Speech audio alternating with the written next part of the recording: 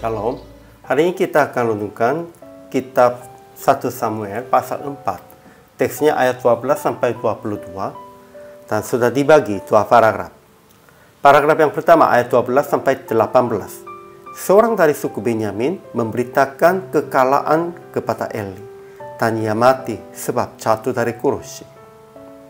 Paragraf yang kedua ayat 19 sampai 22. Istri Pinehas melahirkan anak pada saat itu dan menamainya anak itu Ikabod. Kesimpulannya, pada hari Israel kalah, seorang dari suku Benyamin sampai Shilo dan menceritakan kekalahan kepada Eli yang sedang menunggu-nunggu sebab hatinya berdebar-debar karena takut Tuhan. Dan ketika mendengar berita yang anak-anaknya mati dan dirampas tabut Allah itu, Eli jatuh dari kursi dan mati. Ketika didengarnya kabar itu, istri Pinehas berlutut lalu bersalin. Sekalipun perempuan-perempuan yang berdiri di dekatnya berkata, "Janganlah takut, sebab engkau telah melahirkan seorang anak laki-laki." Dia menamai anak itu Ikabod, sebab telah lenyap kemuliaan dari Israel. Ajaran tentang Allahnya. Pertama, Tuhan membiarkan Israel sampai dipukul kalah oleh tangan orang Filistin. Karena itu memang hukuman tentang Tuhan, tentang Israel dan keluarga Eli.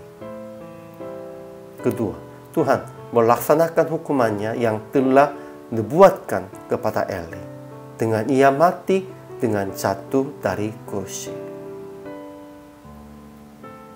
Ajaran tentang manusianya. Pertama, seorang dari suku Benyamin sampai Shilo dan menceritakan kekalahan kepada Eli dan penduduk kota. Ya, dia lari dari tempat peperangannya. Kedua, Eli yang sedang menunggu-nunggu sebab hatinya berdebar-debar karena takut Tuhan itu mati dengan jatuh dari kursi sebab mendengar berita yang anak-anaknya mati dan dirampas tabut Allah oleh orang Filistin. Memang dia tidak hatinya sukainya itu tabut Tuhannya keluar, tetapi tidak bisa larangan tentang itu. Itu juga dia tidak berfungsi sebagai imamnya dan sebagai hakimnya juga. Ketiga, istri Pinehas yang mendengar cerita itu berlutut lalu bersalin. Memang perempuan-perempuan yang berdiri di dekatnya berkata, "Janganlah takut sebab engkau telah melahirkan seorang anak laki-laki." Tetapi dia yang hampir mati menamai anak itu Ikabod sebab telah lenyap kemuliaan dari Israel. Kemudian aplikasi hari ini. Pertama, jangan merasa takut dan hatinya berdebar-debar karena perbuatan yang salah di hadapan Tuhan.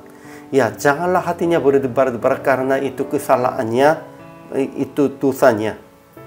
Tetap usaha akan berbuat hanya sesuai dengan kehendak Tuhan dan bertobat untuk dengan percaya Tuhan akan mengampuninya. Kedua, segera bertobat dan berbalik dari dosa dan kesalahan sebelum datang hukuman Tuhan. Pasti Tuhan akan menghukum. Tetapi kalau Tuhan sudah beritakan akan menghukumnya, itu bukan hanya menunggu hukuman Tuhan. Sebelum itu kita harus bertobat dan harus mencari jalan di hadapan Tuhan. Untuk itu Tuhan beritahukan. Jangan lupa. Akhirnya praktik hari. Perhatikan menghadap suara dan tanda dari Tuhan. Dan jangan hanya merasa takut dan berdebar-debar hatinya. Langsung bertobat dan berbalik supaya tidak dilenyap kemuliaan Tuhan di dalam kehidupan Anda. Inilah kehidupan orang percaya. Hari ini juga selamat melayani. Tuhan Yesus memberkati.